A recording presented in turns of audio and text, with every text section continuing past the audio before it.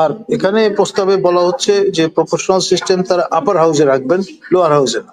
তো ফলে জামাত এত খেটে খুঁটে বিষয়টা নিয়ে গবেষণা করে যে প্রস্তাবনা হাজির করেছে সেটা ন্যূনতম আমলে নেওয়া হয়।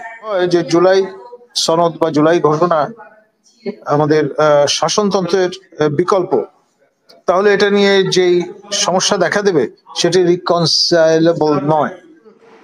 আপনার এই পরিস্থিতির সুযোগ নিয়ে মার্কিনিরা যেটা চিন্তা করছে সেটি ফলবতী হবে বলে আমি মনে করি না। যে কথাটি মিঠু ভাই বলছিলেন সেটি হচ্ছে issue of life and death. এইরকম পর্যায়ে যখন দেয়ালে পিঠ থেকে যায় তখন কিন্তু মানুষ রেশনাল ফ্রেমওয়ার্ক অফ মাইন্ডে থাকে না। ব্যক্তি জীবনে যেমন সত্যি, আপনার রাষ্ট্রীয় জীবনেও সেটি যথার্থ। তো ফলে আপনার এই জখম হওয়া বাঘ আপনার কামড়াবে না, এটি মনে করাটা ভুল।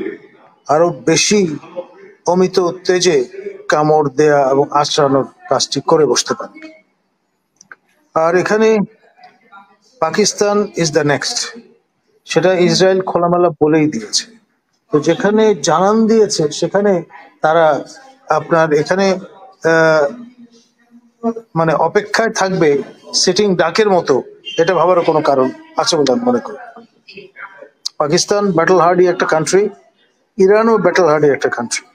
সুতরাং এদিক থেকে তাদের মিল আছে, আর ঐতিহাসিক যে মেলবন্ধন এবং সেই সঙ্গে আপনার যে সম্পর্ক সেটি কোন অবস্থায় আপনার সম্পর্কে চির ধরাতে পারবে এমনটি মনে হয়। জামাত বাংলাদেশের সবচেয়ে পুরনো রাজনৈতিক দল এবং তারা আপনার আগাম অনেক বিষয় নিয়ে চিন্তা ভাবনা করতে অভ্যস্ত সঙ্গত কারণেই, এবং তাদের যে প্রস্তাব সেটি কিন্তু নির্বাচনী ব্যবস্থাকে খোলনলচে পাল্টে দেওয়ার ব্যবস্থা করতে পারে।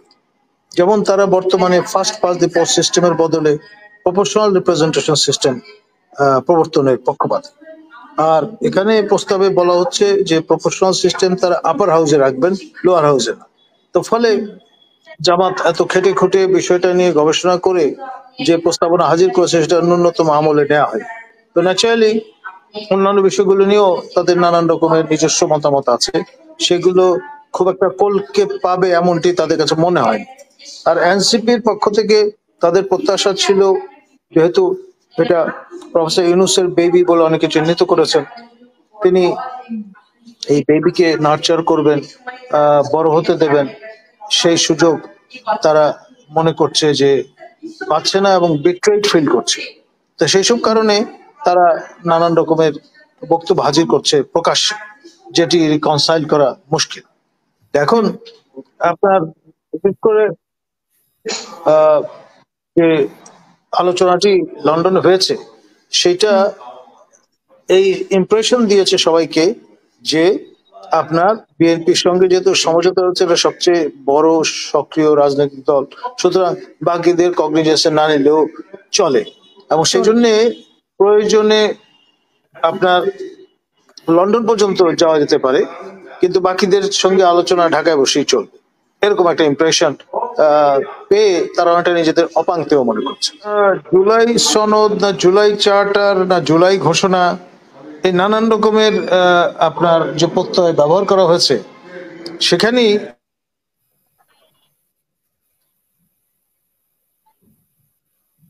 যে আপনাকে শুনতে পাচ্ছি না, আমি জুলাই এটা কার্যকর করা যাবে বলে আমার মনে হয় না। আর বিষয়টা যদি এমন হয় যে জুলাই সনদ বা জুলাই ঘোষণা আমাদের শাসনতন্ত্রের বিকল্প, তাহলে এটা নিয়ে যেই সমস্যা দেখা দেবে সেটি রিকনসাইলেবল নয়। সেই জন্যই বিষয়টা একটা রেড হেরিং এর মতো। ধন্যবাদ।